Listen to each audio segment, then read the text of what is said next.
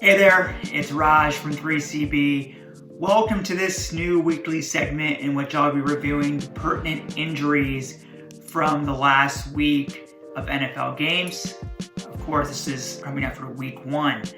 And so the format is in 2 parts. The first part is I'll be reviewing and giving my expert insight on those injuries that are a little more uncertain and have more variance.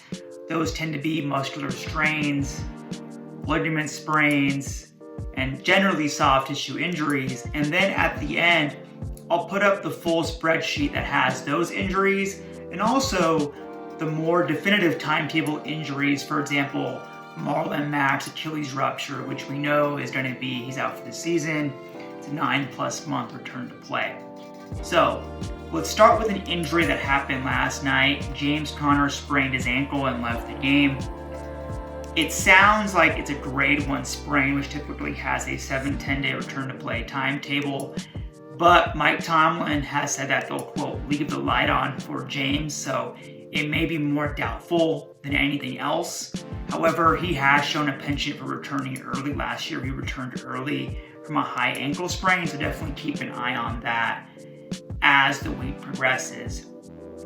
Secondly, Niners tight end George Kittle suffered a hyperextension to his knee at the end of the first half.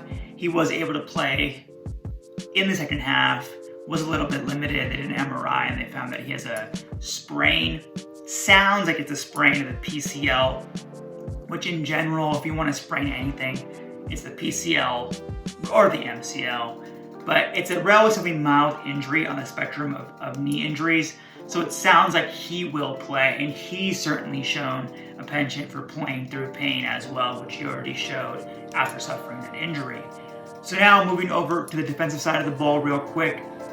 Eagles defensive end Brandon Graham is in concussion protocol, which typically means he'll miss at least 1 game, but keep an eye on it moving forward.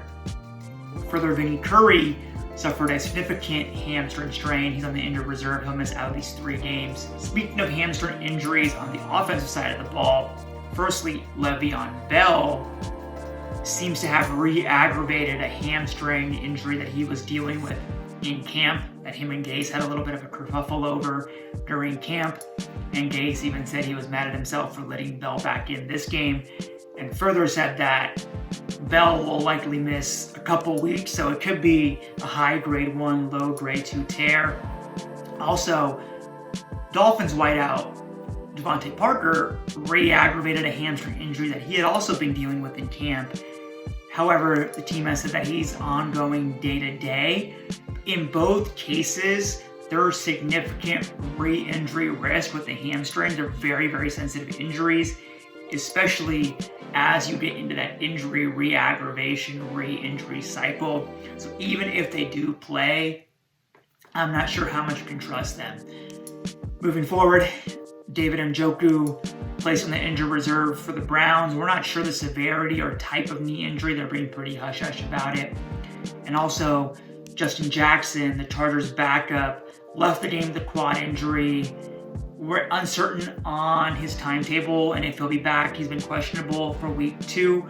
I will say there's moderate re-injury risk. And secondly, Josh Kelly, who was number 3, had a pretty good outing. So it might benefit the Chargers to move him into number 2 and not risk Justin Jackson. And lastly, the most notable injury of the week, Saints wideout and arguably the top wideout in the league, Michael Thomas, who was initially feared to have a mild, quote, high ankle injury, but after further testing has been ruled out for multiple weeks. If he indeed has a grade 1 high ankle sprain, aka a stable syndesmotic tear, typically the average return to play at an elite level is about 4 weeks. I've seen as early as 2 weeks with expedited return to play protocols. The key here will be if the team puts him on that IR or not, which then mandates at least being out 3 weeks.